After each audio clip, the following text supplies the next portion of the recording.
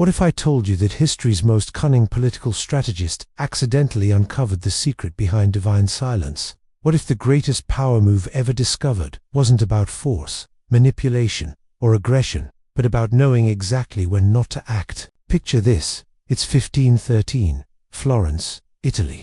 Niccolò Machiavelli sits in exile, stripped of power, watching his political career crumble.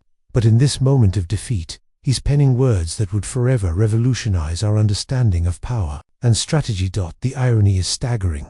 Here's a man who lost everything, writing the ultimate guide to gaining everything. And buried within chapter 25 of The Prince lies a warning so profound it explains why your prayers seem to go unanswered, why that breakthrough moment always seems delayed, and why the Almighty operates in what appears to be divine procrastination. See, Machiavelli wasn't just observing politics, he was uncovering universal laws of power that transcend kingdoms and touch the very heart of how God operates in human affairs. He discovered that the most devastating defeats come not from external enemies, but from internal impatience, not from lack of ability, but from poor timing. By the end of this video, you'll understand why God's delays aren't denials. They represent the most sophisticated power moves in existence.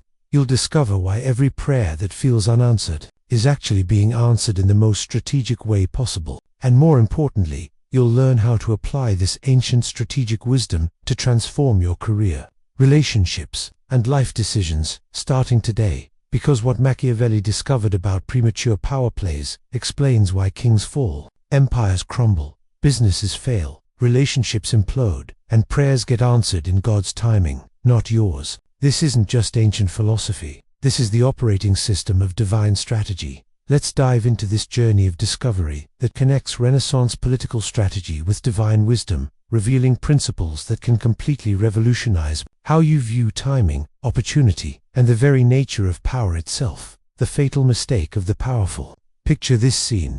Cesare Borgia, the most feared man in Renaissance Italy, son of a pope, commander of armies, ruler of territories. He possessed everything that should guarantee power, wealth beyond measure, political connections at the highest levels, military might that could crush any opposition. He seemed absolutely invincible until he wasn't. Machiavelli watched Cesare commit the fatal error that destroys every ruler who makes it. He called it the premature revelation of force. But this wasn't just about Cesare. This was a pattern Machiavelli observed across centuries of political history. Here's what happens. A person gains some power, some influence, some advantage, and immediately they want everyone to know about it. They flex their muscles before their muscles are fully developed. They make threats before they can follow through. They reveal their hand before they hold all the cards. It's exactly the same mistake you make every time you show your cards too early. Every time you announce your plans before you're ready to execute.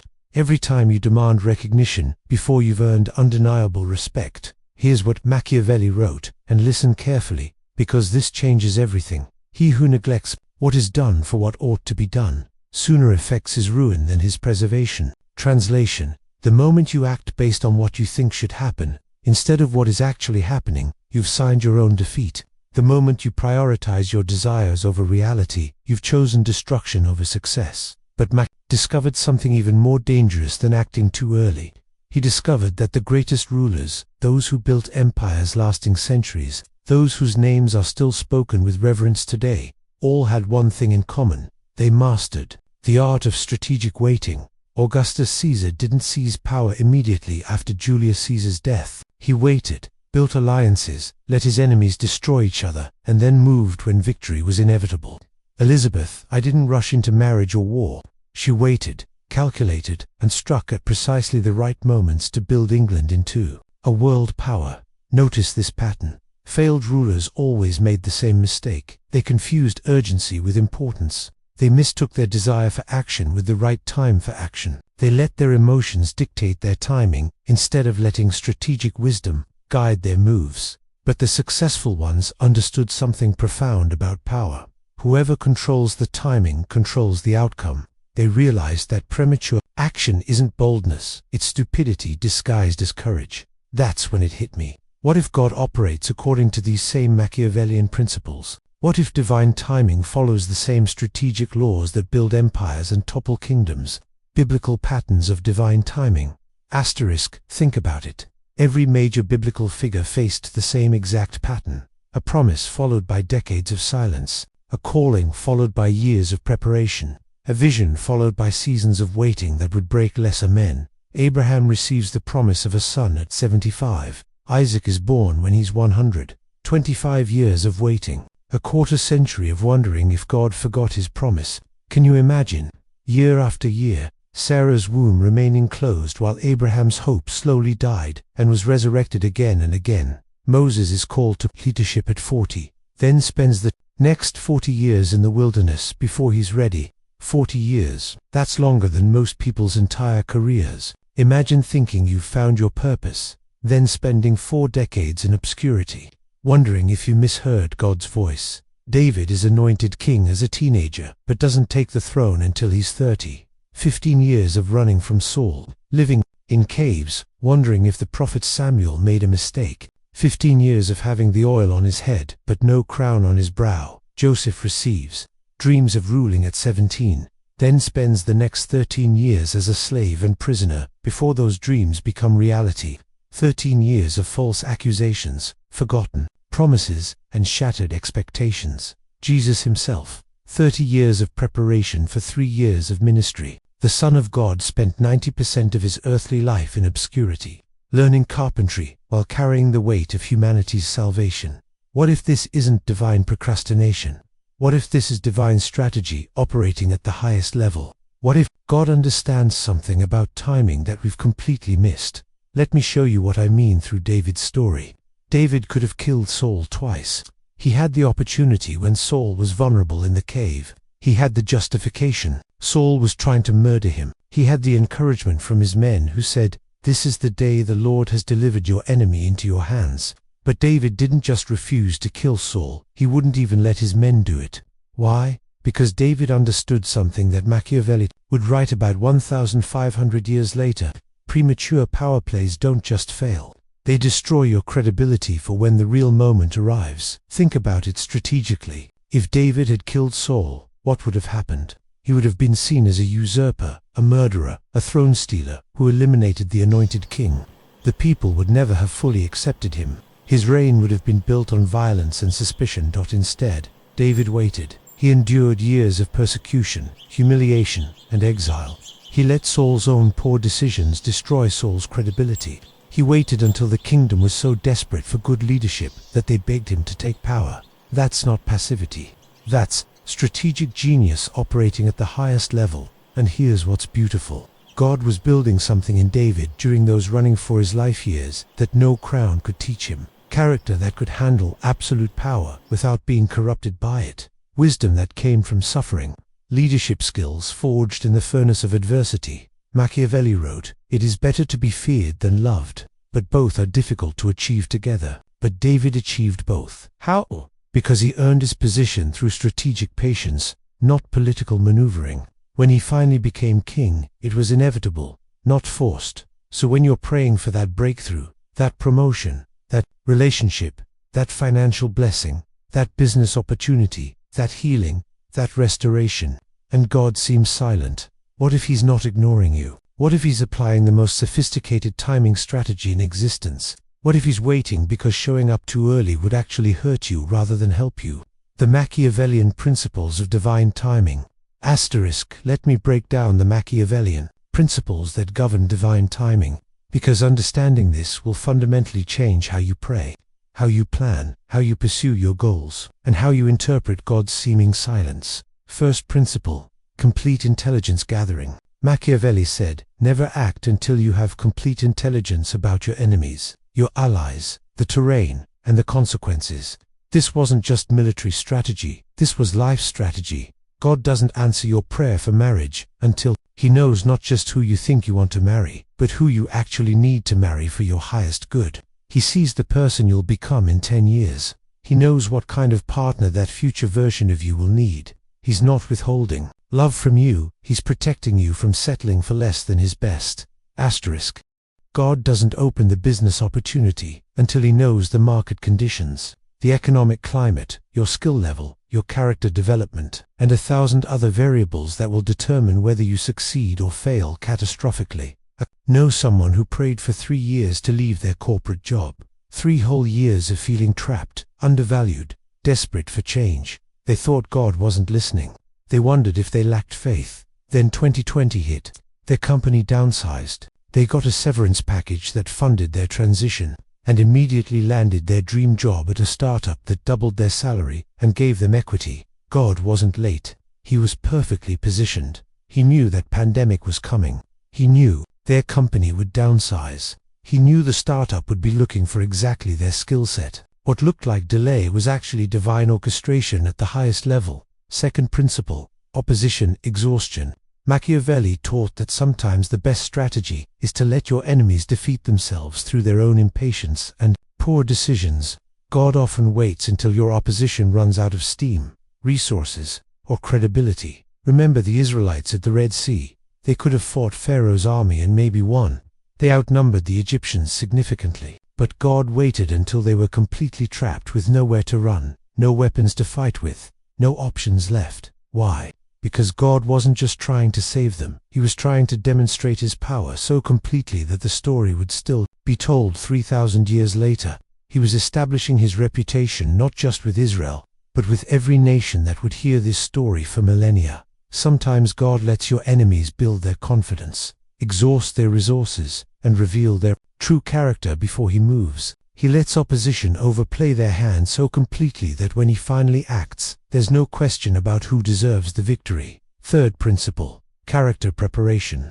This is the principle most people miss, and it's the one that explains why God's timing often feels so frustratingly slow. Machiavelli observed that unprepared leaders always fall, even when they get the position they want through luck or manipulation. God isn't withholding your blessing because He's mean, cruel, or indifferent. He's withholding it because getting it too early would destroy you.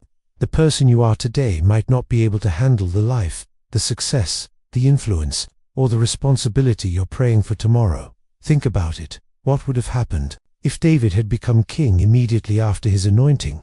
He was a teenager with no leadership experience, no understanding of politics, no network of loyal supporters. He would have been overthrown within months. But after years of leading a band of outcasts, managing conflicting personalities, making life and death decisions, learning to depend on God in impossible circumstances, by the time he took the throne, he was ready not just to survive as king, but to become the greatest king in Israel's history. Fourth principle: momentum building. Machiavelli understood that sustainable power comes from building unstoppable momentum, not from single dramatic moves.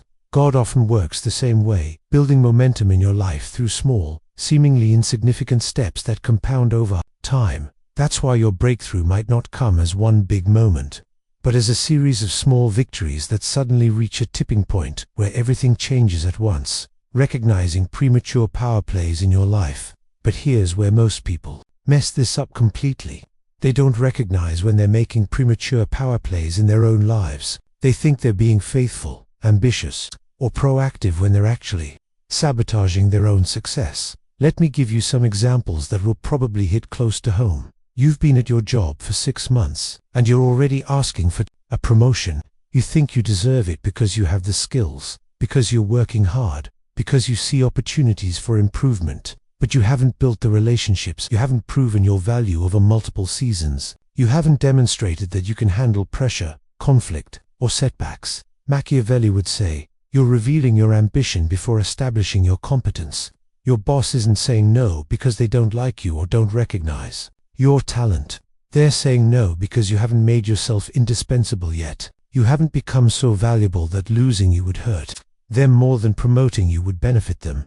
3 weeks into dating someone and you're talking about moving in together, meeting parents, or making long-term plans. You think it's love, you think it's chemistry, you think it's destiny. But what you're actually doing is forcing intimacy before trust is established, demanding commitment before character is proven. Machiavelli understood that sustainable power comes from gradual influence, not sudden conquest. The same principle applies to hearts. The person who falls in love with your potential will leave when you fail to meet their expectations. But the person who falls in love with your proven character will stay when times get tough. You get a small windfall, tax refund, bonus, small inheritance, and immediately want to quit your job to start a business. You think it's faith, you think it's courage, you think God is opening a door, but you haven't tested the market. You haven't built a client base. You haven't saved enough runway capital to survive the inevitable difficult months. That's not faith. That's financial suicide with a spiritual excuse. Real faith does the work of preparation and waits for confirmation. Before making irreversible moves, you've been single for a while and you meet someone who shows you basic kindness and attention. So you immediately start planning your future together. You ignore red flags, excuse character flaws, and rush toward commitment because you're tired of being alone. This is premature emotional investment, and it almost always ends in heartbreak. Machiavelli would say, you're acting out of desperation, not strategy.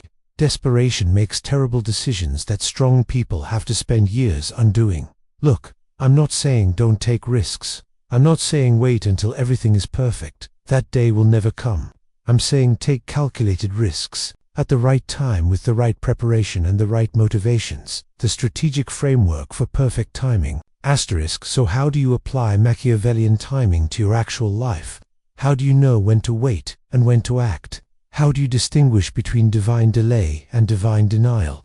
I'm going to give you the same framework that built empires, toppled kingdoms, and answers prayers. Before you make any major move, ask these for critical questions. Question 1. Information analysis. What information am I missing that could change my decision? Who else is involved that I need to understand better? What are the potential unintended consequences that I haven't considered? What would this situation look like if I waited 6 months? Want to ask for a raise? Don't just prepare your argument based on what you think you deserve. Research what your boss is facing personally and professionally. Understand the company's financial situation, their recent challenges, their upcoming opportunities. Know what your replacement would cost them in time, money, and disruption. That's not manipulation. That's intelligence. Machiavelli taught that knowledge is power, and incomplete knowledge is dangerous weakness. Question 2. Readiness assessment. Are you honestly ready for what you're asking for? This requires brutal self-honesty that most people avoid. If you got that promotion tomorrow, do you have the leadership skills to handle it? Not just the technical skills, the people skills, the decision-making abilities, the emotional intelligence, to manage conflict and pressure. If you met your ideal partner next week, are you emotionally healthy enough to build something lasting? Have you dealt with your past hurts, your destructive patterns, your unrealistic expectations? If your business idea succeeded immediately, do you have the systems, the knowledge, and the character to scale it without losing your soul or destroying your relationships? Sometimes God's no is actually not yet, and the delay isn't punishment, it's preparation. It's His gift to you, protecting you from success that would destroy you. Question 3. Opposition analysis. Machiavelli taught that you should understand your opposition better than they understand themselves. This doesn't mean being paranoid or manipulative. It means being prepared and strategic. If you're trying to change something at work, understand why people might resist. What are their fears? What are their incentives? How can you address their concerns before they become obstacles? If you're pursuing someone romantically, understand what their past experiences have taught them to fear. What walls have they built, and why? How can you prove your trustworthiness before asking for their vulnerability? If you're launching something new, understand what could go wrong. What are the most likely failure points? How can you strengthen those areas before they become problems? Question 4. Peace assessment. This is the spiritual dimension that Machiavelli missed, but that's crucial for people of faith. Do you have genuine peace about both success and failure in this endeavor? If God said yes to your request, would you be genuinely grateful, or would you immediately start asking for more? If God said no or not yet, could you trust His wisdom without becoming bitter? Real peace isn't the absence of anxiety. It's the presence of trust in God's character even when you can't see His plan. Recognizing your Esther moment. But Machiavelli also understood something crucial that most people miss. There comes a moment when waiting becomes more dangerous than acting. When preparation time is over and it's time to move decisively. Esther faced this moment when she learned about Haman's plot to destroy her people. Mordecai's words to her were profound. Perhaps you were born for such a time as this. The preparation phase was over. She had gained the king's favor. She understood the political dynamics. She had developed the wisdom and courage necessary for the moment. The intelligence was complete. the opposition was revealed, and the cost of waiting had become higher than the risk of acting. How do you recognize your Esther moment? First, your preparation feels complete. Not just your desire feels strong, your readiness feels solid. You've done the work, gained the skills, built the relationships, and developed the character necessary for success. Second, external circumstances align with your internal readiness. Opportunities appear that match your preparation. The market conditions favor your move. The people you need to succeed with are ready to receive what you have to offer. Third, the cost of waiting has become higher than the risk of acting. Staying in your current situation will cause more damage than attempting the change, even if you fail. Fourth, you have peace about both success and failure. You're not acting out of desperation, fear, or ego. You're moving because it's time to move, regardless of the outcome. I waited 2 years to start my channel. 2 years of studying successful creators, developing my message, building content, understanding the platform, and most importantly, developing the character to handle whatever success or failure might come. People thought I was procrastinating, overthinking, making excuses, but I was preparing. When I finally launched, I wasn't hoping it would work. I knew it would work because I had done the work. The success felt inevitable because the preparation was complete. And you know what? That's when prayers get answered. Not when you're desperate and demanding, but when you're prepared and positioned. Not when you're trying to force God's hand, but when you're ready to handle His blessing. God doesn't respond to your timeline. He responds to your readiness, the complete transformation, and your 30-day challenge. So what changes when you start thinking like this? Everything. Your prayers change. Instead of God, why is this taking so long? You start praying, God, what are you preparing me for during this season? Instead of demanding answers, you start seeking wisdom. Instead of fighting the delay, you start embracing the development. Your decisions change. You stop making moves based on emotion and start making moves based on strategy. You stop forcing doors and start preparing for the ones that will open naturally. You stop reacting to circumstances and start responding to opportunities. Your peace changes. Waiting stops feeling like punishment and starts feeling like preparation. Delays stop feeling like denials and start feeling like divine positioning. Silence stops feeling like abandonment and starts feeling like focused attention from a God who's working behind the scenes. Your power changes. You develop the kind of quiet confidence that comes from knowing you're exactly where you need to be, doing exactly what you need to do at exactly the right time. You stop needing to prove yourself and start becoming yourself. And here's the beautiful paradox that Machiavelli discovered. The moment you stop desperately trying to force your breakthrough, that's often when your breakthrough comes. The person who needs power least is often the person most ready to handle it responsibly. So here's your challenge, and I want you to take this seriously. Identify one area of your life where you've been pushing too hard, forcing too much, demanding too loudly. Maybe it's a relationship you're trying to force. Maybe it's a career move you're rushing.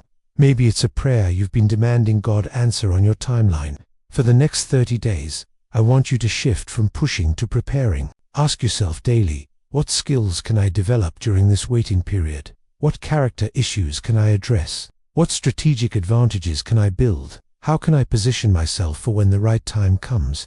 And I promise you this, when you align your timing with strategic wisdom, when you let God's Machiavellian patience teach you His divine strategy, your life will change in ways you never expected. Because the same God who waited until the fullness of time to send Jesus is the same God who's waiting for the fullness of time to release your breakthrough. The question isn't whether God will act. The question is, will you be ready when He does? Remember, God's delays aren't God's denials. They're God's perfect strategy. And when you finally understand that, everything changes. If this video shifted your perspective on divine timing, hit that like button. Subscribe for more content that bridges ancient wisdom with modern life. And in the comments, tell me, what are you learning to wait for strategically?